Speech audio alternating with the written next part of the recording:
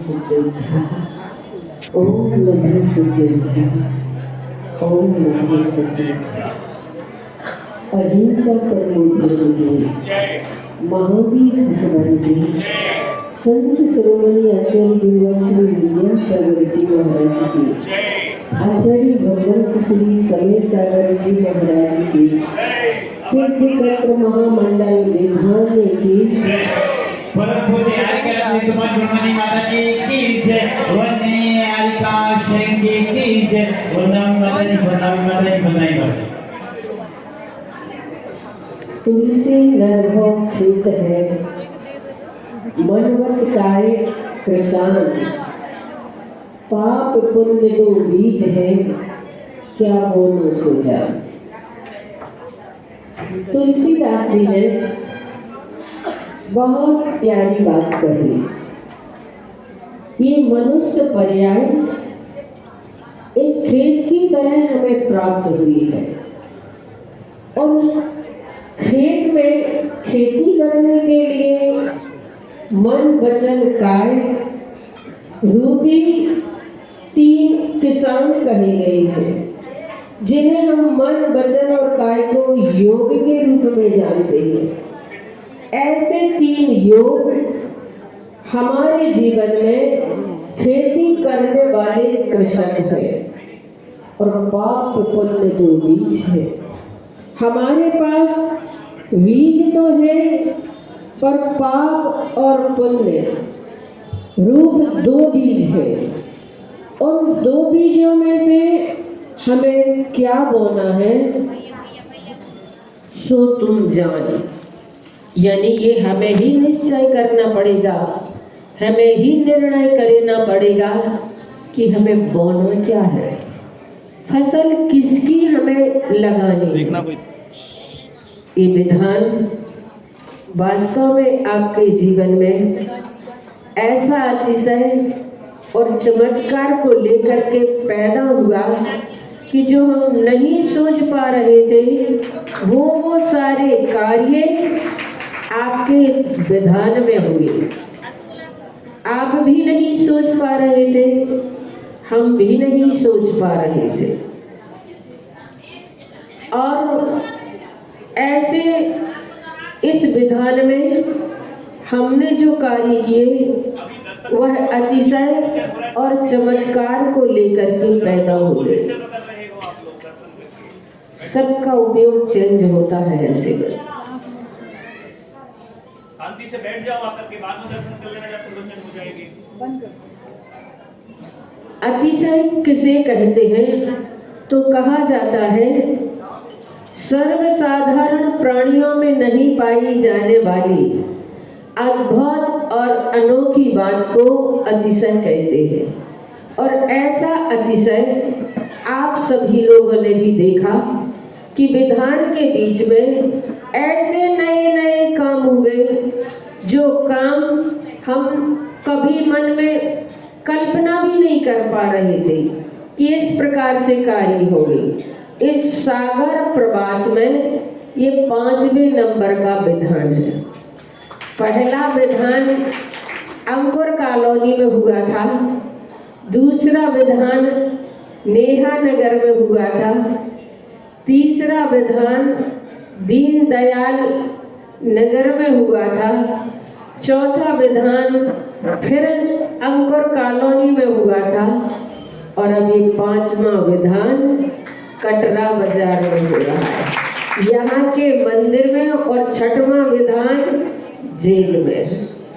तो इस प्रकार से यहाँ पर मुझे लगता है कि सागर चातुर्मास बहुत ही भक्ति को लेकर के ये चातुर्मास हुआ, और इस चातुर्मास में हमें मुनि आचार्य भगवान श्री समय सागर महाराज जी का भरपूर आशीर्वाद प्राप्त हुआ था।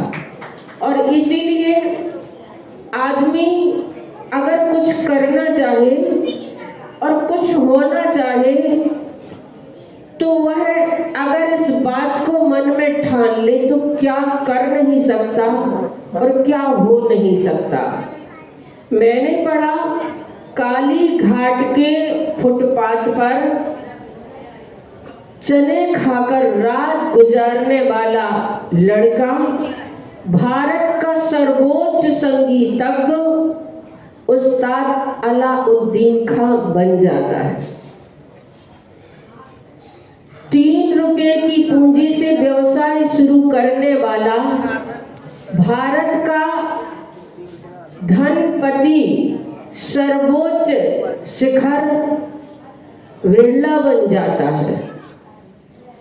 घर से भागकर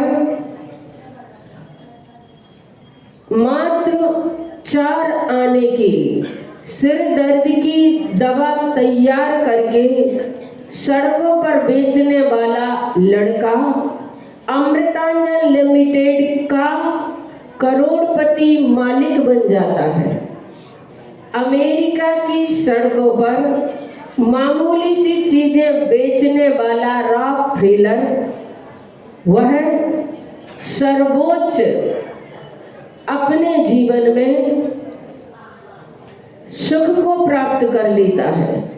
तो ये तो सिर्फ उदाहरण है इस बात के कि अगर आदमी के अंदर सच्ची लगन है, सच्ची संकल्प शक्ति है और धैर्य है, तो वह अपने जीवन में बड़ी सी बड़ी जंग जीत सकता है और अपने जीवन में ऊंचे से ऊंचे पहाड़ों को चढ़ सकता है। अगर उसके अंदर सच्ची लगन है, संकल्प शक्ति उसकी मजबूत है और अटूट धैर्य है। मैंने सुना जब आचार्य भगवान को हर्पिस का रोग हो गया था, आचार्य भगवान उस समय विहार कर रहे थे, उनके लिए अमरकंटक जाना था और पेंड्रा पहुंचते पहुंचते उनका वह रोग चरम सीमा पर पहुंच गया था। 40 किलोमीटर की उन्हें ऊंची चढ़ाई चढ़नी थी। ऐसे समय में भी उन्होंने जब वहां पर पहुंचे और पहुंच करके जब उनकी यात्रा पूर्ण हुई तो उन्होंने कहा, ये पैर यहाँ चढ़ करके नहीं आए हैं, ये पैर यहाँ पर चल करके नहीं आए हैं, इरादों ने इन्हें पहाड़ चढ़ाए हैं। तो वास्तव में जीवन में अगर कुछ करना है तो हिम्मत चाहिए। हिम्मतवर लोग ही जीवन में कुछ अच्छा कर पाते हैं। गंगा नदी जो बहती है, उस गंगा नदी में तैरने के लिए भुजाएं चाहिए, भुजाओं में बल चाहिए, हौसले चाहिए। जिनके पास ऐसे हौसले होते हैं वे ही तैर करके अपने उस पार पहुंच सकते हैं। ऐसे ही बंधुओं, आप सभी ने सिद्ध चक्र महामंडल विधान तो किया सो किया ही है और कल संयम दिवस मनाकर संयम को भी ग्रहण किया। पिछी का परिवर्तन आप सभी लोगों ने देखा, मैंने भी देखा। मुझे तो पता ही नहीं था कि ये भी कुछ यहाँ पर होना है, लेकिन मैं आप लोगों से कहना चाहती हूँ, उस दृश्य को देखकर कितने सारे लोगों के मन भीगे होंगे, कितने सारे लोगों के मन में ये भाव आया होगा कि काश हम भी इस प्रकार के संकल्प को ग्रहण कर सकें और हमारे जीवन में भी ये पिच्छिका आ सके। ना सही नहीं तो कम से कम पुरानी पिच्छी लेने का सौभाग्य भी हमारे जीवन में हासिल हो गया तो मान करके चलना, उसने अपने मनुष्य जीवन की सार्थकता कर ली, उसके लिए अपने मनुष्य जीवन की बहुत बड़ी उपलब्धि हो गई। और बहुत सारे लोग इसलिए पिछी परिवर्तन के समय भी बहुत सारे लोग मन बना करके आते हैं, जहाँ चातुर्मास होते हैं वो लोग सोचते हैं कि हमें पिछी मिल जाए, हमें पिछी मिल जाए, लेकिन पिछी सीमित होती है, सबको नहीं मिल पाती है, सबके भाग्य में नहीं हो पाती है। बहुत बिरलों के भाग्य में वह पुरानी पिछी भी मिल पाती है, क्योंकि ये वर्ष भर मुनियों के हाथ में रहती है, और मुनियों के हाथ में रहने के कारण यह अभिमंत्रित हो जाती है, और अभिमंत्रित होने के कारण वह जिसके हाथ में पहुंचती है पीछी, उसके कर्म पीछा करना छोड़ दिया करते हैं। इसलिए हर व्यक्तियों को पिछी लेने का भाव बनाना चाहिए। मैंने तो पिछी का परिवर्तन आचार्य भगवान का नैनागिर में देखा था, जब हमारी ना दीक्षा हुई थी ना हमने व्रत लिया था। 81 सन में जब आचार्य भगवान नैनागिर में चातुर्मास कर रहे थे, तो उस समय मैंने वह दृश्य देखा कि कितने सारे लोग पिछी का लेने के लिए लालायित हैं, और वहां पर लोग आए और पिछी का ग्रहण कर रहे थे, कुछ ले रहे थे, कुछ दे रहे थे। उस दृश्य को मैंने अपने मन में संजोया, और वहां पर जैसे सब लोग आप लोग तीर्थ क्षेत्र पर जाते हैं, दर्शन करने के लिए जाते हैं, ऐसे ही हम भी वहां पर पहुंचे थे दर्शन के लिए। लेकिन वह दृश्य मन में ऐसा समा गया और लग रहा था काश हम भी कभी पिछी लेते। ऐसा मन में पता नहीं कैसे गहरे मन से ये भाव बनाया होगा कि 82 सन में आचार्य भगवान का चातुर्मास हुआ, और आचार्य भगवान का चातुर्मास हुआ तो मैंने भी आचार्य भगवान के चरणों में अपनी भावना रखी, आचार्य श्री हम भी पिछी का लेना चाहते हैं। तो आचार्य श्री ने कहा तुमने तो व्रत नहीं लिया है, फिर पिछी का कैसे लोगे? तो हमने कहा आचार्य श्री हम जबई ले लेंगे।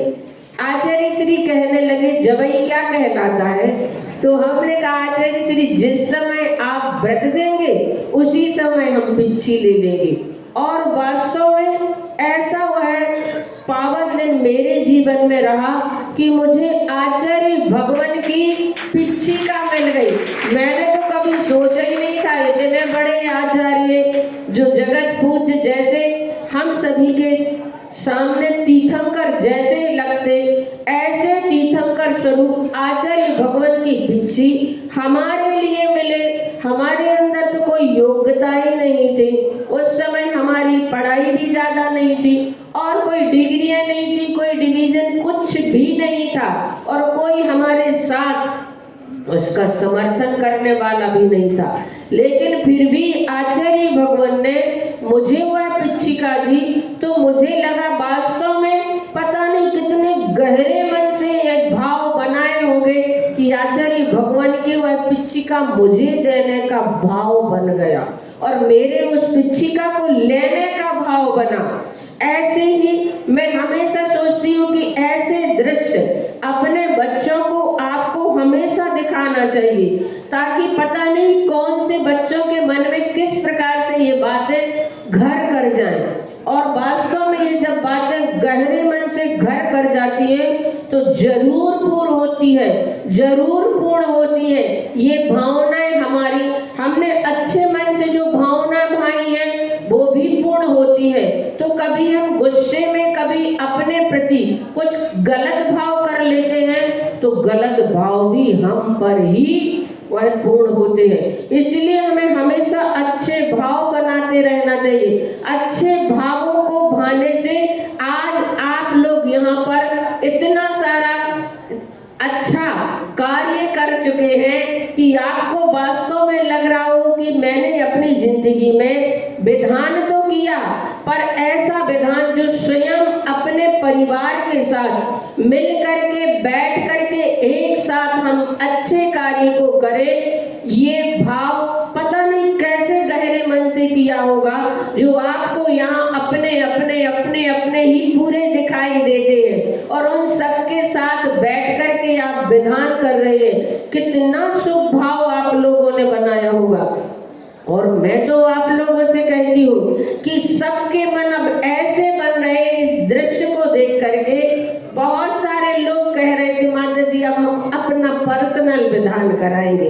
अभी तो पूरा परिवार का हुआ है, अब अपना अपना भी कराएंगे। ऐसा मन बन जाना ये सबसे बड़ा अतिशय और चमत्कार का भाव समझ करके चलना। और मैं तो आप लोगों से ये कहना चाहती हूँ कि अपने परिवार का ही नहीं, हर व्यक्ति को ये भाव बनाना चाहिए कि अभी तो हमारे परिवार में उस व्यक्ति की तरफ से हुआ था, अब हमारे तरफ से होना चाहिए। घर के जितने सदस्य हैं, हर घर के हर सदस्य की तरफ से भी सिद्ध चक्र विधान कराए तो मान करके चलना ये अतिशय और चमत्कार को पैदा करने वाले होते हैं। आचार्य श्री ने एक बार कहा था कि घर में जो हम दान करते हैं, अपने परिवार की तरफ से दान कर दिया और हम तीसरी समझ लेते हैं, लेकिन ऐसा नहीं होना चाहिए। घर के जितने सदस्य हैं, हर सदस्य की तरफ से दान होना चाहिए। और आचार्य श्री ने तो इतना तक कहा था, अगर घर में कोई गर्भस्थ शिशु है तो उस गर्भस्थ शिशु की तरफ से भी अलग से दान करना चाहिए। वह इतना पुण्य लेकर के आया है कि इतने अच्छे घर में जन्मा है और घर में आया है और इतने अच्छे उसके परिणाम बने कि वह भी अपने जीवन में ऐसा ही दान कर सके। दान के संस्कार श्रावक के जीवन में बहुत अच्छे से होना चाहिए। आप सभी ने बहुत ही उदारता के साथ इस विधान को किया है। ये मैंने बराबर देखा है, जब भी कोई चीज का काम होता था तो इसमें समझौते वाली बात नहीं होती थी कि इस चीज का समझौता अपन ऐसा कर लेंगे। नहीं, अच्छे से अच्छा होना चाहिए, अच्छे से अच्छी द्रव्य होना चाहिए, अच्छे से अच्छी ड्रेस होना चाहिए और उसके साथ अच्छे से अच्छे भाव भी होना चाहिए। तो बंधुओं, आप सभी लोगों ने इस प्रकार से कार्य किए हैं और उसका ही फल है ये कि घर हौसले हो बुलंद तो आंधियों में दीप जलते हैं। हाँ, घर हौसले हो बुलंद तो आंधियों में भी दीप जलते हैं। आप लोगों ने इस विधान को करने का ऐसा हौसला बनाया कि वास्तव में बहुत सारे लोगों के भाव भी अपने अपने पर्सनल विधान करने के बने हैं। किसी ने कहा है हम चाहे तो पैदा कर दें, चट्टानों में राहें और बाहों में तो बन सकती है कोई बात, आहों में तो हालात बदल सकते हैं। इसलिए बंधुओं, हम अपने जीवन में कभी कायरता का भाव न रखें। अपने जीवन में कभी पुण्य विशेष करने का अगर जब मौका मिलता है तो पूरे हृदय से उस कार्य से जुड़े और उदारता के साथ उस कार्य को करें। समय अपना हो रहा है, सिर्फ इतना ही कहती हूँ। आज हमें विधान की सफलता जो दिखाई दे रही है, किसी ने कहा है मंजिलें उन्हें मिलती हैं जिनके संकल्पों में जान होती है। मंजिलें उन्हें मिलती हैं जिनके संकल्पों में जान होती है। पंखों से कुछ नहीं होता है, हौसलों में उड़ान होती है। तो आप सभी ने ऐसे हौसले बनाए और एक दूसरे को प्रेरित करते रहे, एक दूसरे को प्रेरित करते रहे, एक दूसरे को प्रेरित करते करते इतनी बड़ी आप लोगों की श्रृंखला बन गई कि वहां पर सीढ़ियों तक लोग बैठे हुए हैं विधान की भावना को लेकर के। सभी ने एक दूसरे को प्रेरित किया, तुम्हें भी विधान में बैठना है, तुम्हें भी विधान में बैठना है, तुम्हें भी विधान में बैठना है। ऐसे एक दूसरे के हौसले बुलंद करते करते किसी ने हमसे पूछा, माता जी संख्या कितनी है विधान करने वालों की, कितने खड़े हुए हैं, कितने जोड़े हैं? तो हमने कहा हमें पता ही नहीं है कितने जोड़े हैं, वो तो जो भी है वे सब इन्हीं के परिवार वाले और समाज के लोग, इनके रिश्तेदार, सारे के सारे लोग मिलकर के इस विधान को कर रहे हैं। और वास्तव में ये विधान आपका ऐसा सफल हुआ, कल जब मुनि श्री योग सागर जी महाराज आए तो ऐसा लग रहा था जैसे यहाँ पंच कल्याणक महोत्सव चल रहे हो और भगवान को सूर्य मंत्र देने के लिए महाराज श्री यहाँ पर पधारे हो। ऐसा दृश्य यहाँ का लग रहा था। और वास्तव में ऐसे महोत्सव में मुनि मुद्रा की दर्शन भी, मुनि मुद्रा कारण बनता है। और मुनि महाराज 5-5 मुनि महाराज, 12 पूरा संघ उनका 12 का संघ था और आरिकाओं की संख्या। इस प्रकार से त्यागी व्रती सब यहाँ पर जब बैठे हुए देख रहे थे तो मुझे तो ऐसा लग रहा था जैसे हम भगवान महावीर के समूह शरण में बैठे हो और वह समूह शरण का दृश्य हमें यहाँ दिखाई दे रहा था। भैया जी ने भी यहाँ पर आप सभी लोगों के अच्छे से मन लगे उसके लिए माहौल बनाया और आप सभी ने भी अपने मन में संकल्प किया था कि कैसे भी हो सिद्ध चक्र महामंडल विधान अच्छी तरह से होना चाहिए। तो आज आपका संकल्प पूर्ण होता हुआ दिखाई दे रहा है। और संगीतकार अंशुल भैया ने भी अपनी स्वर लहरियों के माध्यम से सभी के पैरों में जो थिरकन आती है वो संगीत के माध्यम से आती है। तो ऐसे आप लोगों ने नृत्य गान करते हुए इस विधान को पूर्ण किया। और इतना ही कह करके मैं अपनी वाणी को विराम देती हूँ कि ऐसे ही भाव बनाना है। अभी ये मत मान लेना कि हमारे परिवार का विधान हो गया, आदि और अंत नहीं, अभी शुरुआत हुई है विनय का परिवार के सिद्ध चक्र मंडल विधान की और उनको बहुत अच्छे से करना चाहिए।